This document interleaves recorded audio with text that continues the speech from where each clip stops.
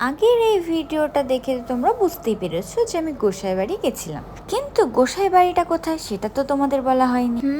বলবো গো বলবো, তোমরা দেখলেই চিনতে পেরে যাবে। তার আগে এটা বলে দিই, মা আর বাবাকে থুয়ে আমি আর আমার দাদা মিলে ভাবলাম একটু ঘুরে আসা যাক।